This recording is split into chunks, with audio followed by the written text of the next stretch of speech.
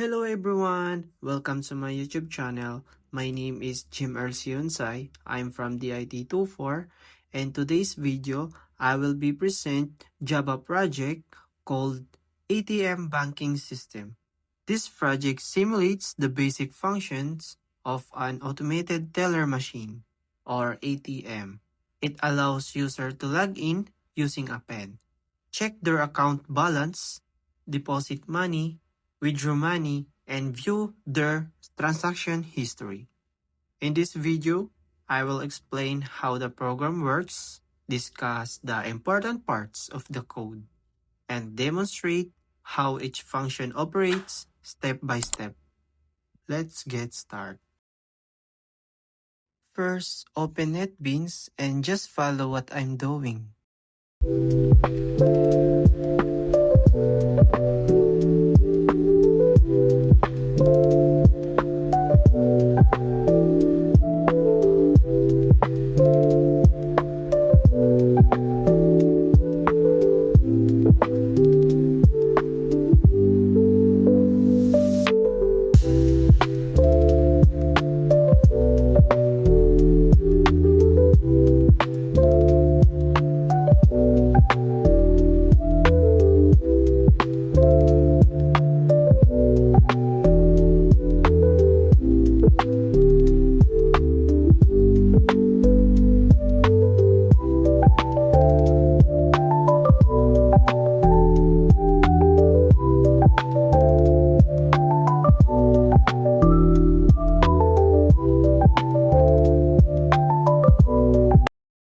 Here in source packages, just right click it and we'll create a class.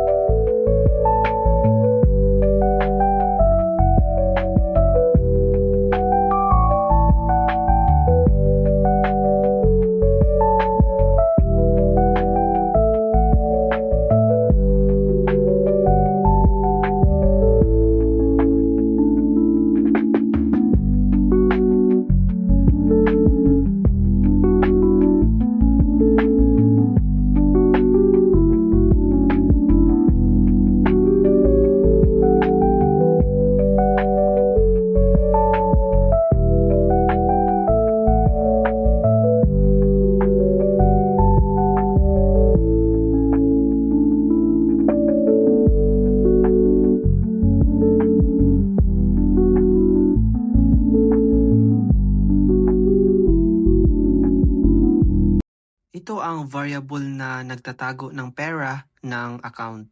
Sa simula ng program, may default balance na 1,000 pesos.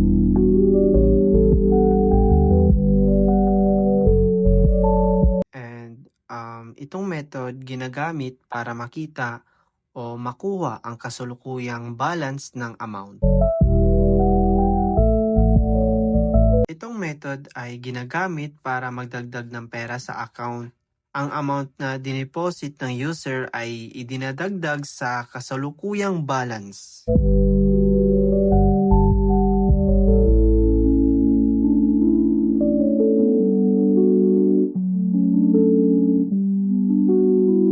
Itong method din ay ginagamit para mag-withdraw ng pera. Bago mabawasan ang balance, chinecheck niya muna kung sapat ang laman ng balance.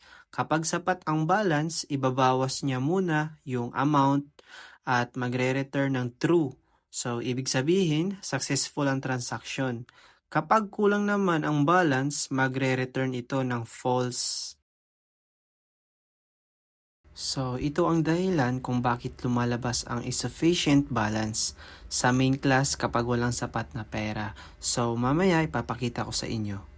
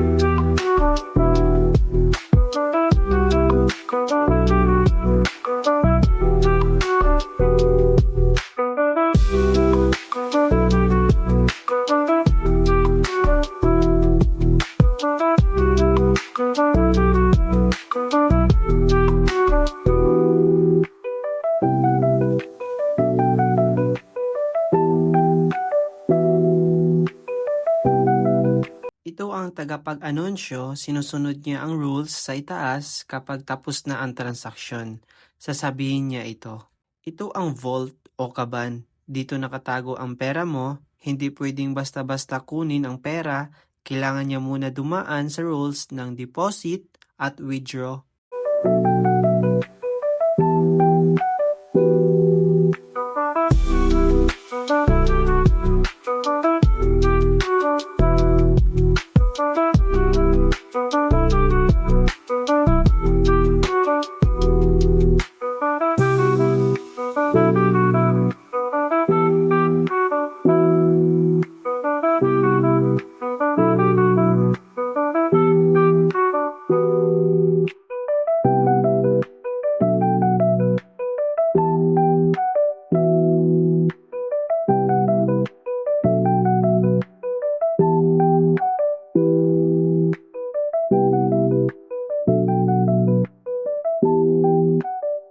Isipin mo, ito yung bilang ng rules.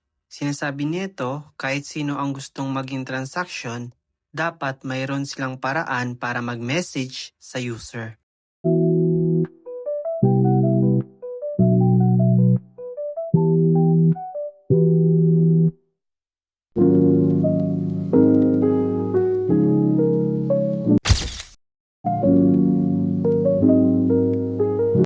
Ito yung full main code natin.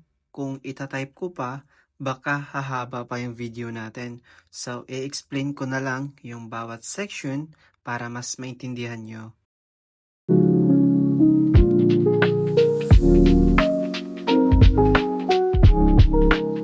This section is responsible for user authentication. Dito, hinihingi ng system ang PIN ng user. at chine-check kung tama ito. Kapag ang na-enter na pen ay hindi tugma sa default pen na 1234, magpapakita ang system ng invalid pen at agad na matatapos ang program. Para mas sigurado tayo na authorized ang user lamang ang makaka-access sa ATM system.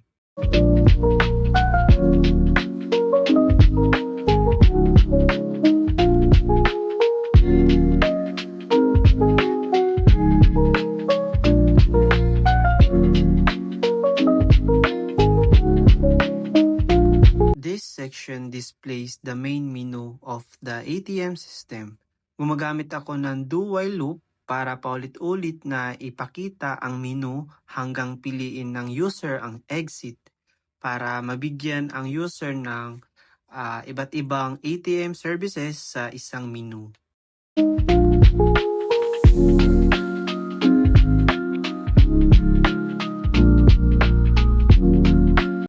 This section allows the user to check the current account balance. Ginagamit nito ang get balance method upang kunin at ipakita ang sa kasakulukuyang balance ng account para makita ng user ang natitirang pera sa account niya.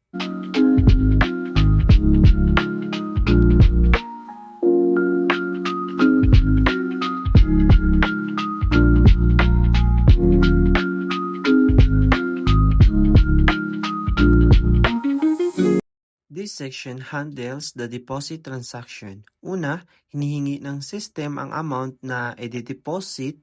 Pagkatapos ay ginagamit ang deposit method upang idagdag ito sa current balance. Ang transaction ay nire-record din sa transaction history at nagpapakita ng success message para makadagdag o makapagdagdag ng pera ang user sa account niya. This section handles the withdrawal transaction. Hihingi muna ng amount ang system at i-check kung sapat ang balance gamit ang withdraw method. Kapag sapat ang balance, magiging successful ang transaction at masasave ito sa history. Kapag kulang naman, lalabas ang insufficient balance message. So, para maiwasan ang over-withdrawal at mapanatiling tama ang account balance.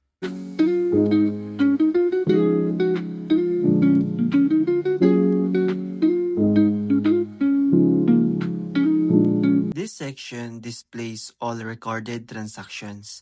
Kapag walang transaction na nagawa ang user, lalabas ang no transactions yet. Kapag meron na, ipapakita ang lahat ng deposits at withdrawals. So, para ma-monitor ng user ang kanyang account activities. This section allows the user to safely exit the ATM system. Kapag pinili ang option 5, magpapakita ng thank you message at matatapos na ang program. So, para magkaroon ng maayos na pagtatapos ng application.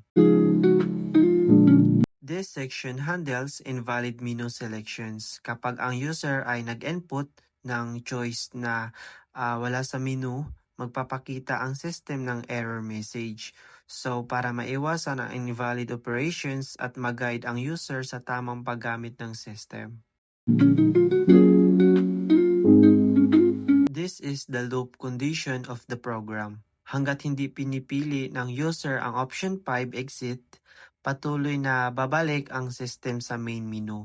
So, para magamit ng user ang ATM services ng paulit-ulit hanggang gusto na niyang umalis sa system.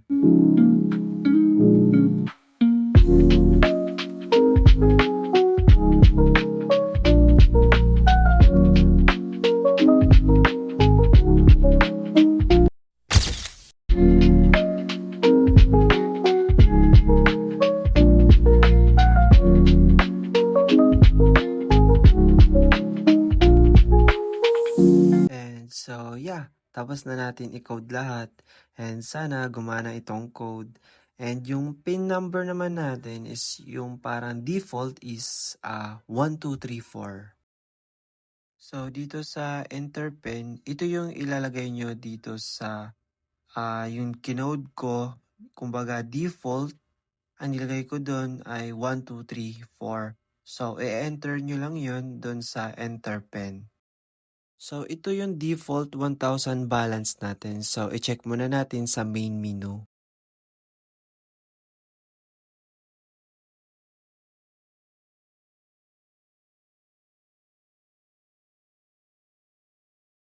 So, ngayon, try naman natin i-deposit.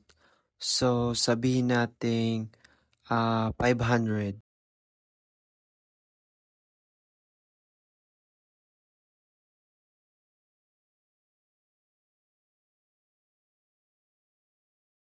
So, ngayon, i-check muna natin yung balance kasi nag-deposit tayo ng 500.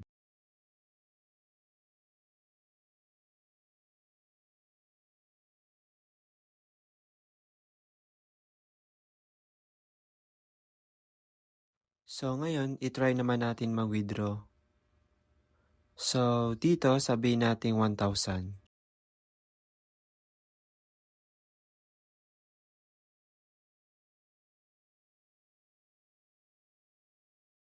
So, dito, nag-withdraw tayo ng 1,000. So, ang matitirang balance na lang natin is 500 pesos. So, ngayon, i-try naman natin i-select yung 4. So, dito makikita na natin yung transaction history. So, nag-deposit tayo ng 500 pesos kanina.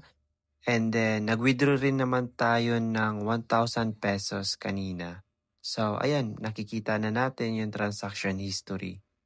So, dyan natin makikita lahat. So, yeah, try naman natin i-select yung 1. So, ang natitirang current balance natin is 500 pesos na lang.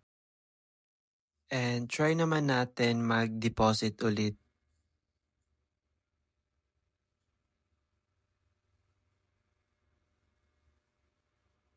So, sabihin natin 500 pesos.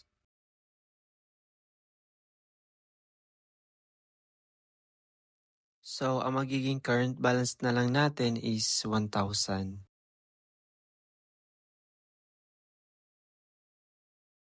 So, ngayon, iselect naman natin yung 4. And see, nakikita na natin yung transaction history. Meron tayong deposit 500 pesos kanina and withdraw 1,000 and another deposit 500 pesos naman. And dito naman, iselect na natin yung 5 kung gusto na natin tapusin yung program.